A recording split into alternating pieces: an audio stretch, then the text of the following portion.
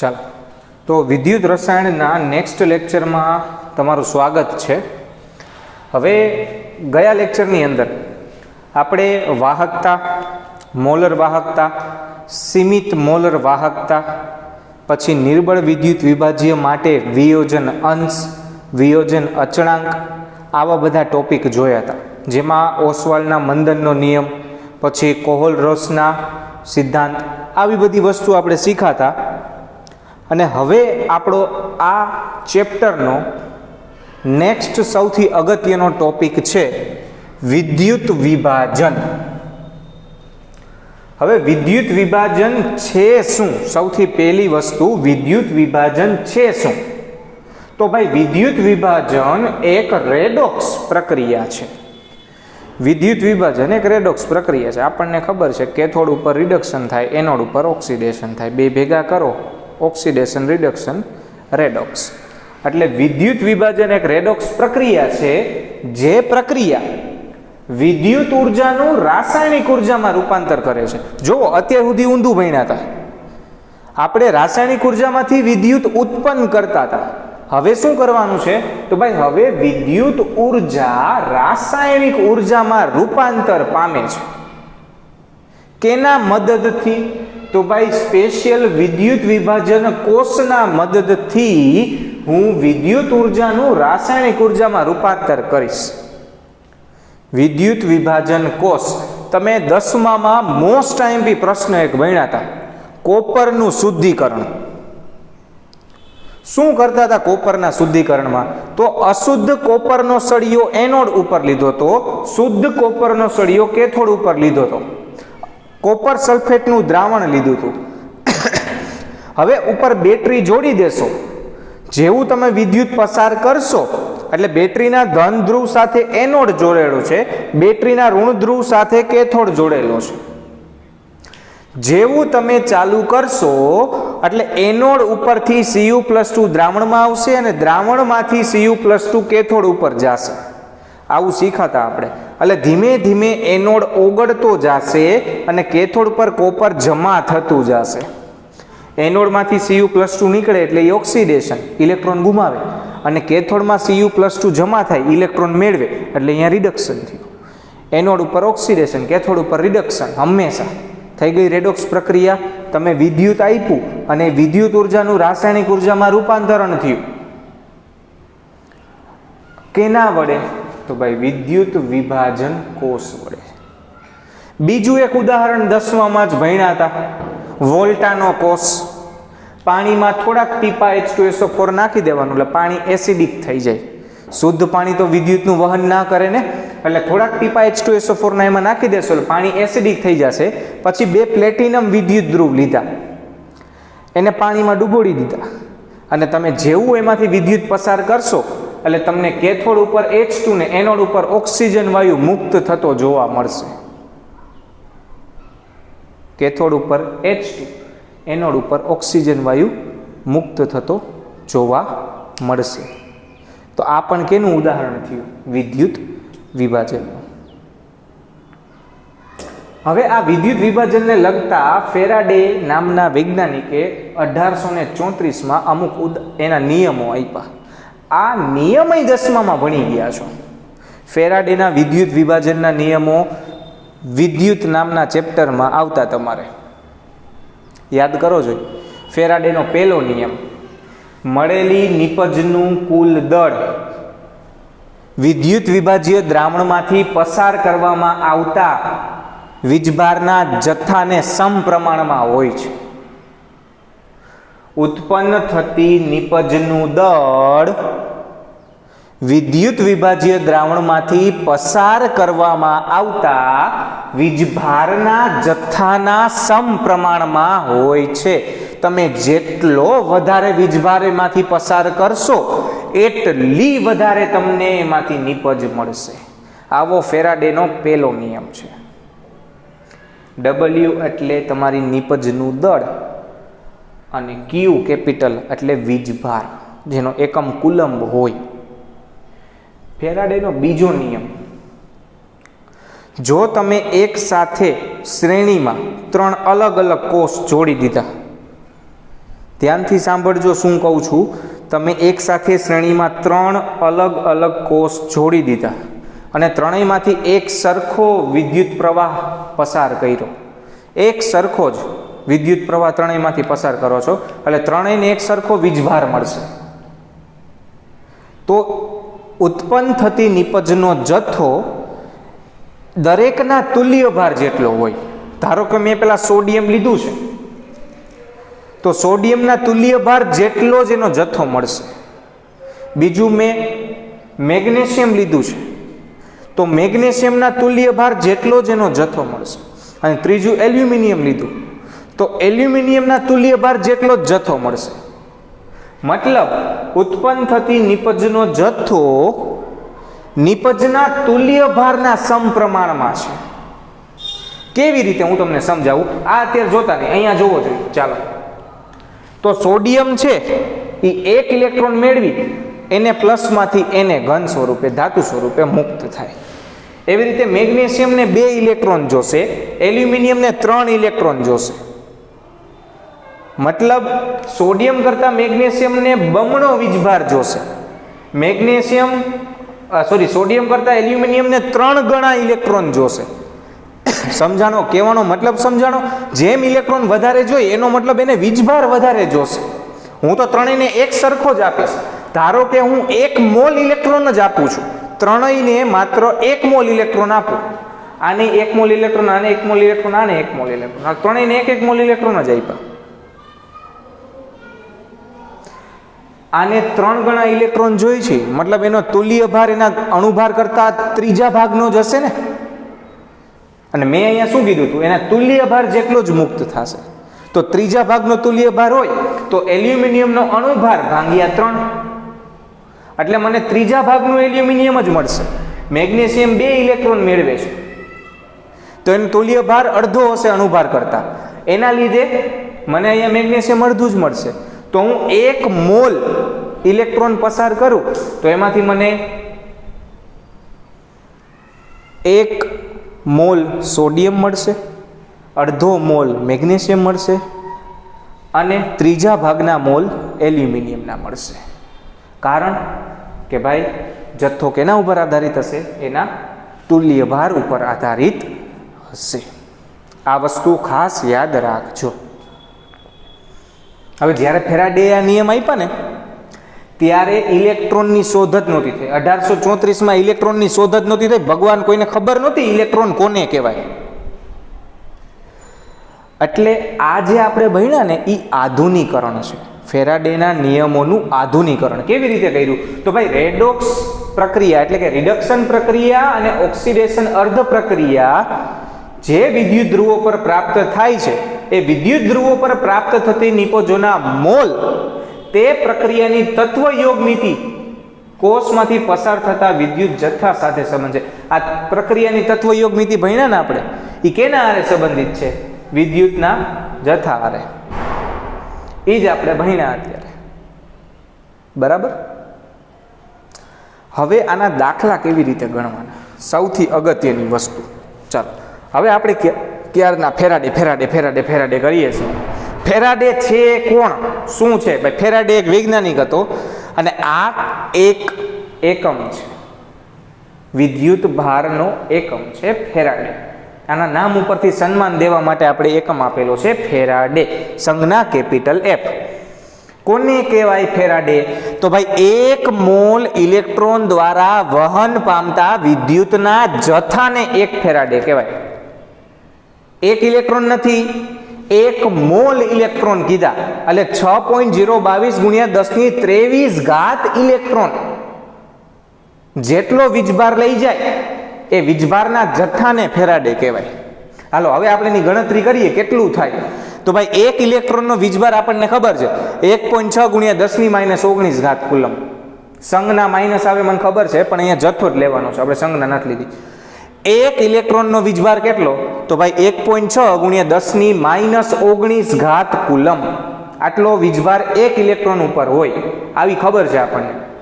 હવે 1 mall electron લીધા છે તો એવોગાડ્રો નંબર ગુણાકારમાં મૂકવો પડશે. તો ભાઈ 1.6 ગુણ્યા 10 ની 19 ઘાત 1 ઇલેક્ટ્રોન માટે, એવા મારી પાસે 6.022 ગુણ્યા 10 ની 23 ઘાત ઇલેક્ટ્રોન છે. એટલે બેનો ગુણાકાર કરશો તો જવાબ આવશે 96,487. 96,487 કુલમ્બ પ્રતિ મોલ એટલે 1 ફેરાડે. આ યાદ રાખજો, 96,487 કુલમ્બ પ્રતિ મોલ એટલે 1 ફેરાડે. આશરે રાઉન્ડ ઓફ કરીને આપણે 96,500 સામાન્ય રીતે લઈએ છીએ. બીજું એક સૂત્ર આપણે ઉપયોગમાં લેશું જે તમારી ફિઝિક્સમાં બહુ વપરાય છે, Q બરાબર IT. Q બરાબર IT. ખરેખર I બરાબર Q ના છેદમાં T છે, એને આપણે ફેરવીને શું કરી નાખ્યું, Q બરાબર IT. I એટલે વિદ્યુત પ્રવાહ, Q એટલે વિદ્યુત ભાર કુલંબમાં, T એટલે સમય સેકન્ડમાં. એક એક્સ્ટ્રા સૂત્ર છે કોષની ક્ષમતા માપવાનું, નિપજના પ્રાયોગિક જથ્થાના છેદમાં સૈદ્ધાંતિક જથ્થો ગુણ્યા 100. આ સૂત્ર ડાયરેક્ટ ઉપયોગમાં લેવાનું છે કે તમારો કોષ છે, તમારો જે આખી રચના છે એ કેટલા ટકા કાર્યક્ષમતા આપે છે એ ગણવા માટેનું સૂત્ર છે. હવે આપણે બે અલગ અલગ વસ્તુ ભણ્યા, બે વસ્તુ કમ્પ્લીટલી ક્લિયર થઈ જાય એટલે મેં બેનો તફાવત અહીંયા લખ્યો છે, વિદ્યુત રાસાયણિક કોષ અને વિદ્યુત વિભાજન કોષ. ચાલો, વિદ્યુત રાસાયણિક કોષમાં આપણે રાસાયણિક ઉર્જાનું વિદ્યુત ઉર્જામાં રૂપાંતર કરીએ છીએ, જ્યારે વિદ્યુત વિભાજન કોષમાં વિદ્યુત ઉર્જાનું રાસાયણિક ઉર્જામાં રૂપાંતર કરીએ છીએ. વિદ્યુત રાસાયણિક કોષમાં રેડોક્સ પ્રક્રિયા પોતાની રીતે થાય છે કારણ કે ગિબ્સ ઉર્જા ઋણ છે, ડેલ્ટા જી ઋણ છે, જ્યારે વિદ્યુત વિભાજન કોષ માટે ડેલ્ટા જી ધન હશે. એ રેડોક્સ પ્રક્રિયા આપમેળે થતી નથી કારણ કે વિદ્યુત વિભાજન કોષમાં તો આપણે વિદ્યુત ઉત્પન્ન કરીએ છીએ, જ્યારે વિદ્યુત વિભાજન કોષની અંદર આપણે વિદ્યુત ઉર્જા બેટરી જોડીને આપવી પડશે કે હાલો કામ કરો. વિદ્યુત રાસાયણિક કોષમાં કેથોડ ઉપર રિડક્શન થાય છે અને એનોડ ઉપર ઓક્સિડેશન થાય છે, એટલે આપણે એનોડને માઇનસ કહીએ છીએ, કેથોડને પ્લસ કહીએ છીએ, પણ અહીંયા ઊંધું થઈ જાય. બેટરીનો ધન છેડો જ્યાં જોડીએ છીએ એ એનોડ પ્લસ રહેશે અને ઋણ છેડો જ્યાં જોડીએ છીએ એ કેથોડ માઇનસ રહેશે. અહીંયા એનોડ પ્લસ છે, ઊંધું થઈ ગયું, એનોડ પ્લસ છે, કેથોડ માઇનસ છે. ચાલો હવે ક્ષાર સેતુની વાત કરીએ તો વિદ્યુત રાસાયણિક કોષમાં ક્ષાર સેતુ જરૂરી છે, વિદ્યુત વિભાજન કોષમાં ક્ષાર સેતુ હોતું નથી કારણ કે અહીંયા વિદ્યુત ધ્રુવોને મેં જુદા જુદા પાત્રમાં રાખેલા હોય છે, જ્યારે વિદ્યુત વિભાજન કોષમાં તો એક જ પાત્ર હોય, એકની અંદર જ બે ડૂબાડેલા હોય, એટલે ક્ષાર સેતુની જરૂર હોય નહીં. આ મેઇન તફાવત થયો વિદ્યુત રાસાયણિક કોષ અને વિદ્યુત વિભાજન કોષ વચ્ચેનો તફાવત. હવે આપણે વિદ્યુત વિભાજનના દાખલા ગણવાના છે. મોસ્ટ આઈએમપી દાખલા છે વિદ્યુત વિભાજનના દાખલા. ચાલો તો આપણે વિદ્યુત વિભાજનના દાખલાની શરૂઆત કરીએ. તો હવે વિદ્યુત વિભાજનના દાખલાથી આપણે શરૂઆત કરીએ.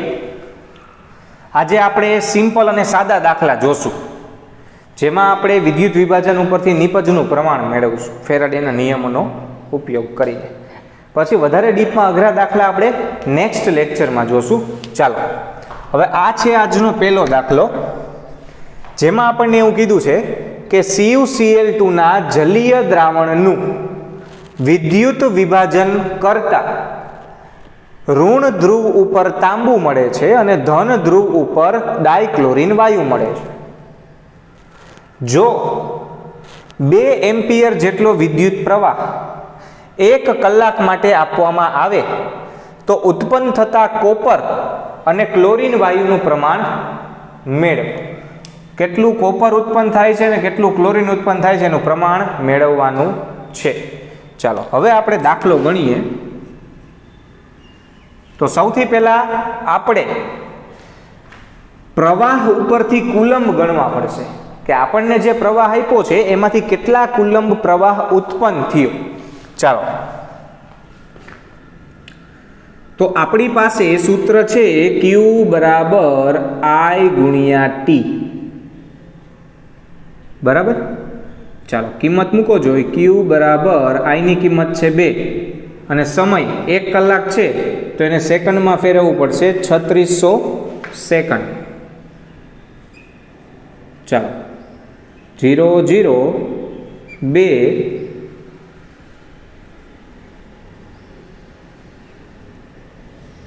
7 એટલે ક્યુ બરાબર 7200 કુલંબ આપણને મળ્યા.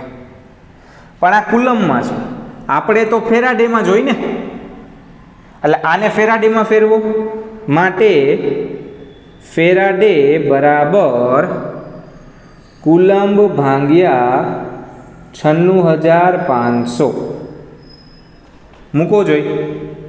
7200 ભાગ્યા 96500. હાલો આનો હિસાબ કરીએ આપણે. 7200 ભાગ્યા 96500 એનો જવાબ આવે છે 0.0746 ફેરાડે. એટલે આપણે જે વિદ્યુત પ્રવાહ આપીએ છીએ એનાથી આપણને આટલા ફેરાડે ઇલેક્ટ્રોન મળે છે. ચાલો હવે આપણે સૌથી પહેલા વાત કરીએ કોપર માટે. ચાલો તો કોપર ઉપર પ્રક્રિયા શું થાય? તો ભાઈ Cu+2 2 ઇલેક્ટ્રોન મેળવે અને એમાંથી Cu બને. બરાબર? મતલબ કે હું અહીંયા 2 ફેરાડે જથ્થો આપીશ ત્યારે એ 63.5 ગ્રામ Cu આપશે. પણ મારી પાસે તો કેટલા ફેરાડે છે? 0.0746 ફેરાડે છે. તો એ કેટલું Cu આપશે? કરો ચોકડી ગુણાકાર. માટે Cu નો જથ્થો કેટલો થશે? તો 0.0746 ગુણ્યા 63.5 ભાગ્યા 2. હાલો આનો હિસાબ કરીએ જોઈ. 0.0746 ગુણ્યા 63.5 ભાગ્યા 2 એટલે મને આના લીધે 2.36 ગ્રામ કોપર મળશે. જોજો વ્યવસ્થિત ધ્યાન આપજો. આપણને કોપર કેટલું મળ્યું ભાઈ? 2.36 ગ્રામ. ચાલો હવે આપણે વાત કરશું ક્લોરીનની. બરાબર? ચાલો ક્લોરીન કેવી રીતે મેળવશો? તો સૌથી પહેલા આપણે મોલ મેળવીએ. બરાબર? હાલો ક્લોરીન માટે શું પ્રક્રિયા થાય છે?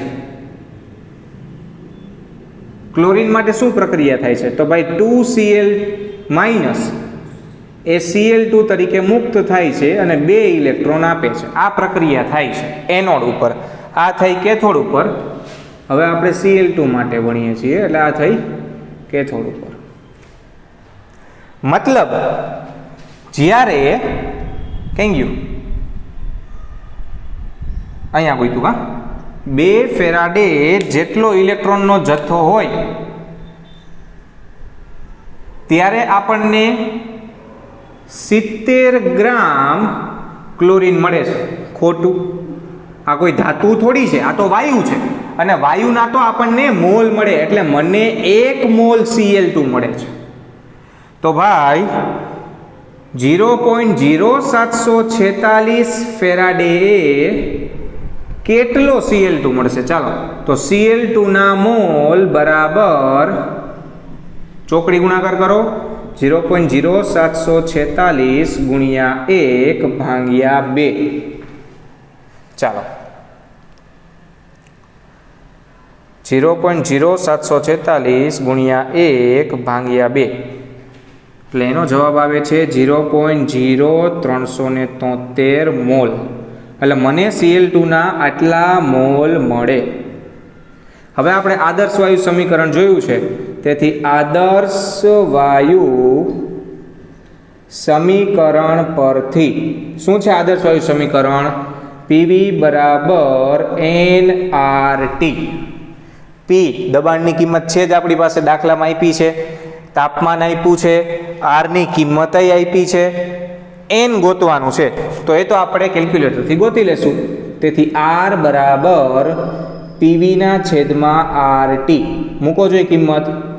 આર નહીં, એન બરાબર. તેથી એન બરાબર, અચ્છા એન ગોતી લીધું છે તો એન ને તો સૂત્રનો કરતા બનાવવાનો જ નથી. આપણે તો કદ જોઈશે ને ભાઈ, વી ગોતવાનું છે. હું ગોટાડે ચડાવું. ચાલો એન આર ટી છેદમાં પી. હાલો બધી કિંમત મૂકી દો. જોઈ એનની કિંમત આવી છે 0.0373 ગુણ્યા આર 0.0814 ગુણ્યા તાપમાન આપ્યું છે 300 છેદમાં દબાણ 1 bar. હાલો આનો હિસાબ કરો. જોઈ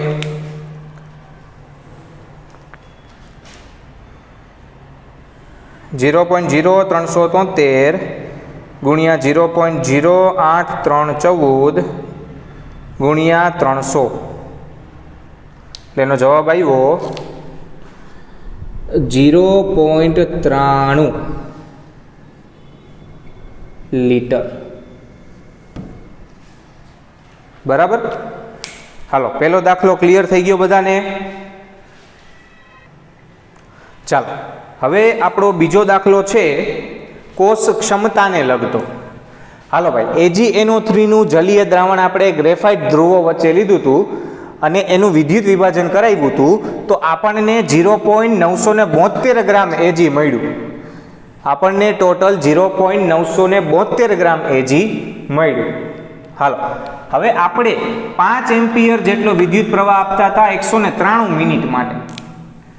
તેથી Q બરાબર IT મૂકો જોઈએ કિંમત. Q બરાબર 5 ગુણ્યા, હાલો 193 મિનિટ એટલે 193 ગુણ્યા સેકન્ડમાં ફેરવવા માટે 60. હાલો કરો જો હિસાબ. Q બરાબર 5 ગુણ્યા 193 ગુણ્યા 60 એટલે એનો જવાબ આવ્યો 57,900. ફરીથી કરી લવો, ભૂલ લાગે છે. 5 ગુણ્યા 193 ગુણ્યા 60, 193 ગુણ્યા 60 ગુણ્યા 5. હાલો 57,900 કુલમ. પણ આપણે તો ફેરાડેમાં જોઈ છીએ તો કુલંબ ભાગ્યા 96,500 મતલબ 57,900 ભાગ્યા 96,500. હાલો 57,900 ભાગ્યા 96,500, 57,900 ભાગ્યા 96,500 એનો જવાબ આવ્યો 0.6 ફેરાડે. ફરીથી એકવાર કરી લાવું. 57,900 ભાગ્યા 96,500, 0.6 ફેરાડે. એટલે આપણને 0.6 ફેરાડે જેટલો પ્રવાહ વિદ્યુત ભાર મળે છે, આટલો ઇલેક્ટ્રોનનો જથ્થો મળે છે. હવે આપણે Ag માટે વાત કરીએ જોઈએ કેથોડ પર. બરાબર. તો કેથોડ ઉપર શું થાય? Ag પ્લસ 1 ઇલેક્ટ્રોન મેળવે અને એમાંથી Ag ઘન સ્વરૂપે મુક્ત થાય. મતલબ 1 ફેરાડે હોય ત્યારે આપણને 108 ગ્રામ Ag મળે. એનો અણુભાર છે ને Ag નો 108 જ છે ને કે 180 છે? એક જ મિનિટ જોઈ લવો, બાકી ખબર નથી, પાકું યાદ નથી આપણને. હાલો Ag નો અણુભાર 108 જ થયો ભાઈ. હાલો બરાબર જ છે. હવે આપણી પાસે કેટલા ફેરાડે છે ભાઈ? તો 0.6 ફેરાડે. તો કેટલું બનવું જોઈએ? આ સૈદ્ધાંતિક મૂલ્ય મળે છે, આ પ્રાયોગિક મૂલ્ય છે, કારણ કે આપણે કોષ ક્ષમતા ગોતવાની છે. હાલો ચોકડી ગુણાકાર કરો તો Ag નું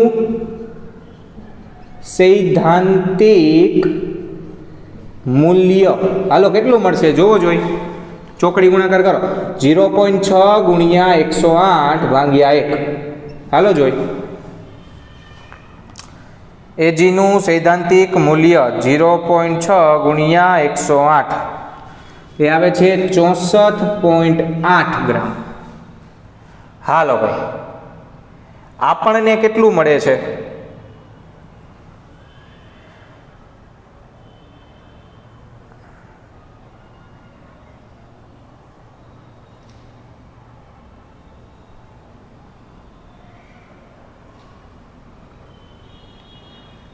અચ્છા ગોટાળો થયો છે ભાઈ, કાંઈ વાંધો નહીં. હાલો, મિનિટ નથી ભાઈ, દાખલામાં સેકન્ડ છે. અહીંયા આપણે મિનિટ લખી નાખ્યું છે ભૂલથી, મતલબ આ ગુણ્યા 60 કરવાના થશે નહીં. હાલો, ગુણ્યા 60 ન કરો તો 5 ગુણ્યા 193 એટલે 965 જવાબ આવે છે. આપણે એમાં મિનિટ લખ્યું હતું પણ એ હતું સેકન્ડ. હાલો, એટલે 57,000ની જગ્યાએ 965. હાલો, એટલે આનો જવાબ આવશે 0.01 ફેરાડે. એટલે અહીંયા થઈ જશે 0.01 ફેરાડે અને અહીંયા આવશે 0.01 ફેરાડે. મેં કીધું આટલું બધું વધારે કાં આવે, અહીંયા મળે છે ઓછું. હાલો, 0.01 ફેરાડે ગુણ્યા 108. 0.01 ગુણ્યા 108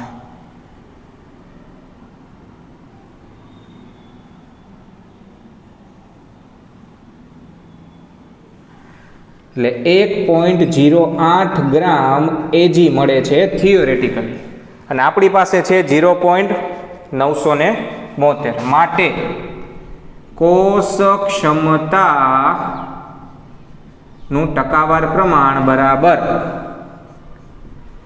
એજી નું પ્રેક્ટિકલ મૂલ્ય છેદમાં એજીનું થિયોરેટિકલ એટલે સૈદ્ધાંતિક મૂલ્ય ગુણ્યા 100. માટે કોષ ક્ષમતા બરાબર, હાલો, આ છે 0.972 અને થિયોરેટિકલ કિંમત છે 1.08 ગુણ્યા 100. હાલો, એનું ટકાવાર પ્રમાણ કાઢીએ તો 0.972 ભાગ્યા 1.08 ગુણ્યા 100 એટલે 90% જવાબ આવ્યો. તો ભાઈ આપણા કોષની ક્ષમતા 90% છે, આના ઉપરથી ખબર પડે. બરાબર. ચાલો, તો હવે નેક્સ્ટ લેક્ચરની અંદર આપણે અમુક એવી વસ્તુ ભણવાના છીએ, અમુક એવા ઉદાહરણ ભણવાના છીએ જેના ઉપરથી આપણને દાખલા ગણવામાં ઘણી બધી મદદ થાય. તમારે ઘરેથી આ દાખલા પ્લસ તમારી સ્વાધ્યાયમાં અને ટેક્સ્ટબુકમાં ઉદાહરણના દાખલા જેટલા છે એ પ્રેક્ટિસ કરવાના છે, પ્લસ હું તમને બીજા પણ હોમવર્કમાં આપીશ. બરાબર. સો નેક્સ્ટ લેક્ચરની અંદર આપણે વધારે ડિટેલમાં આના દાખલા જોશું.